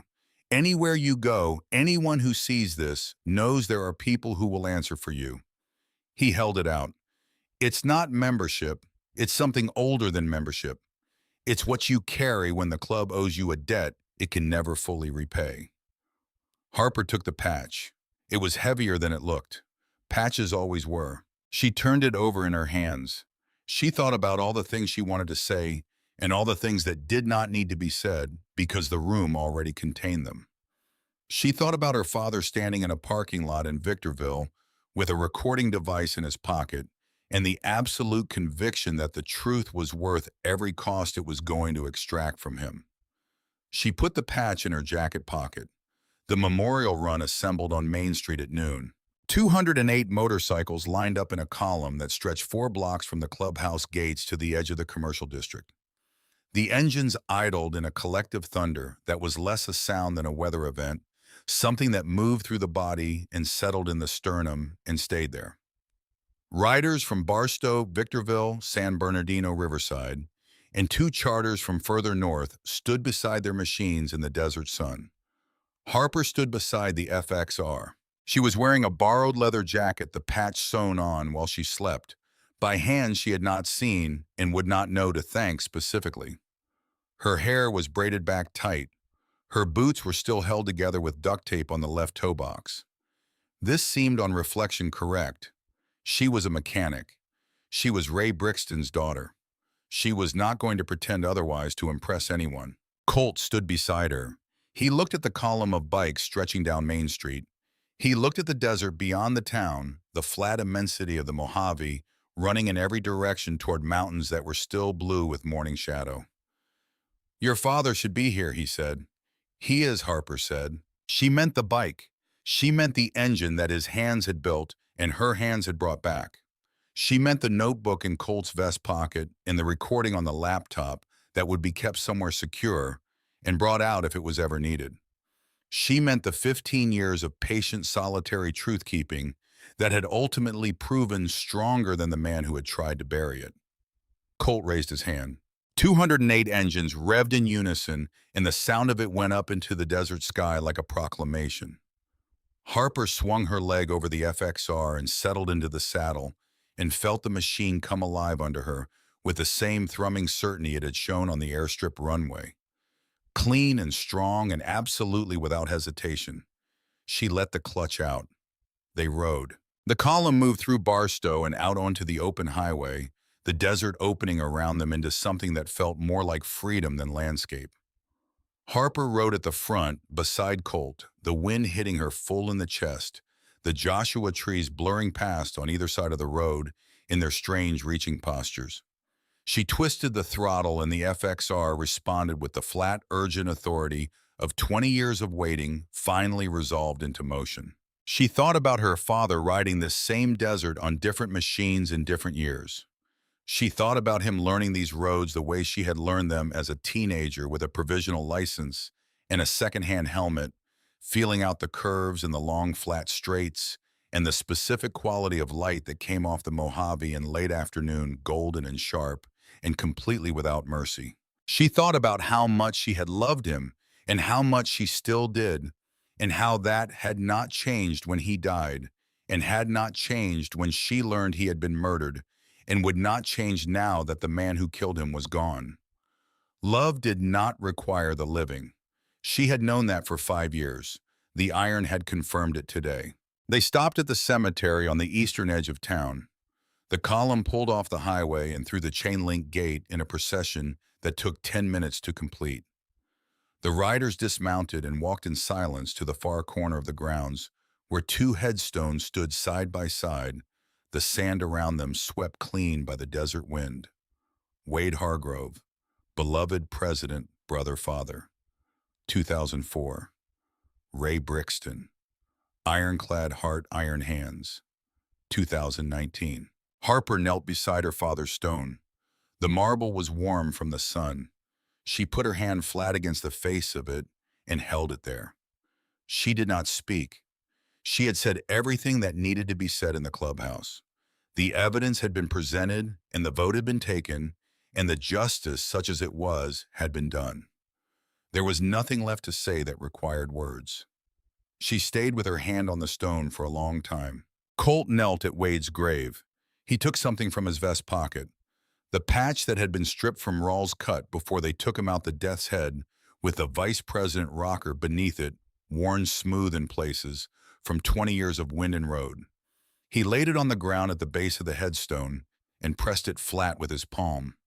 Then he left it there for the desert to do with as it chose. Around them, the riders stood in their rows, 200 men in black leather in the desert sun, and they were quiet in the way that only men who work with loud machines can be quiet, with an understanding of silence that comes from spending years surrounded by noise. Malone stood a few feet behind Harper. He was simply standing with his hands at his sides and his eyes on the ground, and the particular expression of a large man who has been wrong about something significant and is honest enough with himself to know it. After a while, people began to drift back toward their bikes, and the engines started up one by one, the sound building again from a murmur to the full collective thunder of the assembled club. Harper stood and put her hand on the top of her father's headstone for one last moment. She had done what she came to do. She had listened to the iron the way he had taught her. She had heard what it was saying, and she had not stopped until she had translated every word of it into something the living could act on. She had finished what he started. She walked back to the FXR and threw her leg over the saddle and started the engine. 6 months later, the sign above the Fillmore Street shop read Ironclad Customs in letters that were clean and dark against the white painted board, the same logo her father had used on the original operation in the Ironclad years, recreated from a photograph by a sign painter in San Bernardino who had charged her half his normal rate because he remembered the original and said some things deserved to come back. All 6 bays were occupied.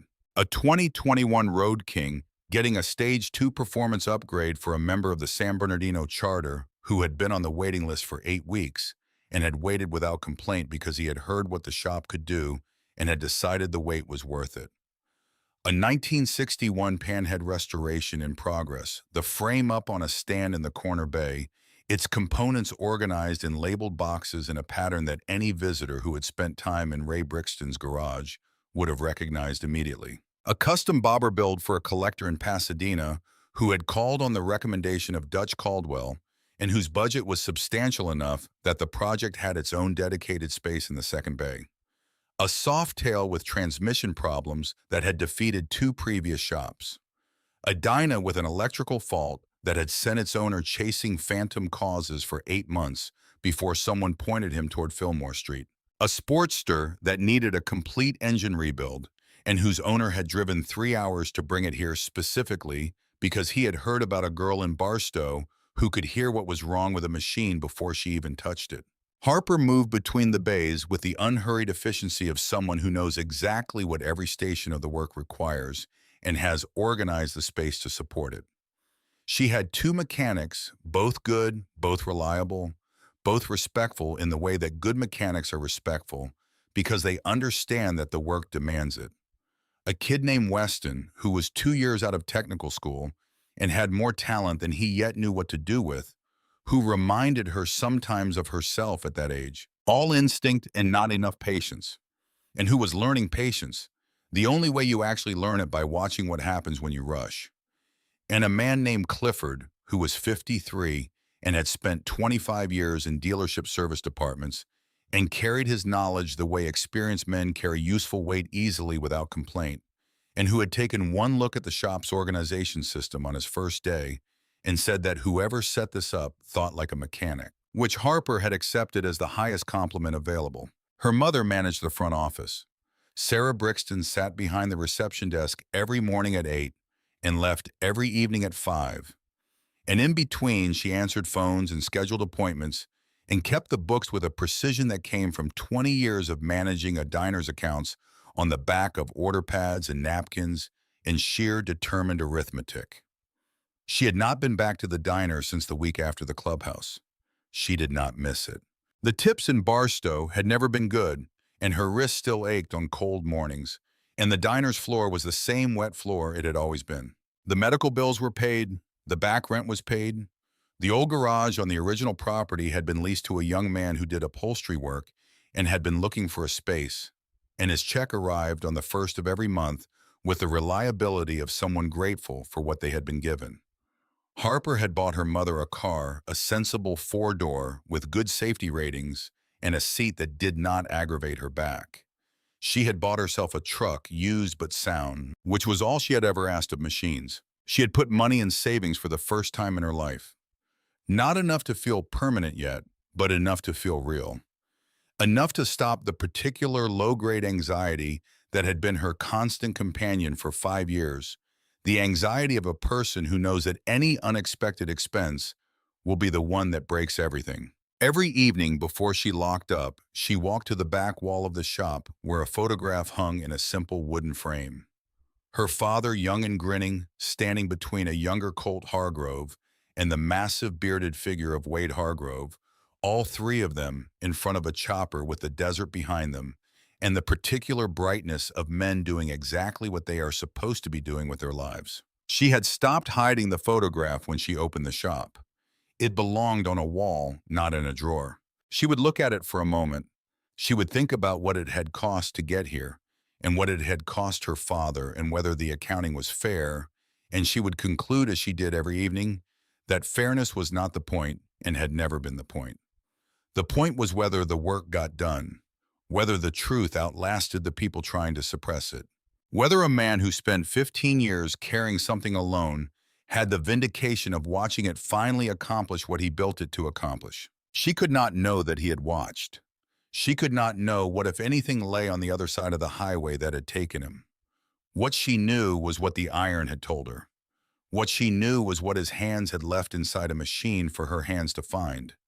What she knew was that Ray Brixton, master mechanic builder of custom motorcycles, patient and solitary keeper of the truth, had trusted his work to outlast him.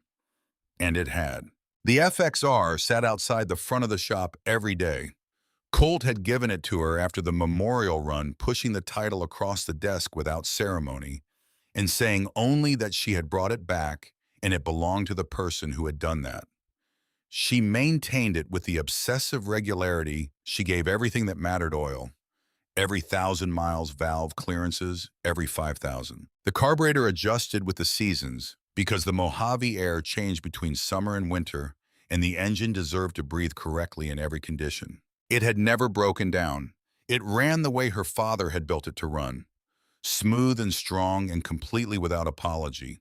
On the evenings when she rode it home through the Barstow streets, she could feel the quality of his work through every vibration that came up through the frame, every note of the engine, every moment of the perfectly calibrated torque that made the machine feel like a single continuous piece of intention rather than an assembly of parts. On the last evening of the month, she locked the shop and stood outside and looked at the sign and thought about where she had been 6 months ago and did not do the accounting because some distances are too large to be usefully measured. She started the FXR and sat for a moment while the engine warmed, listening to it the way her father had taught her.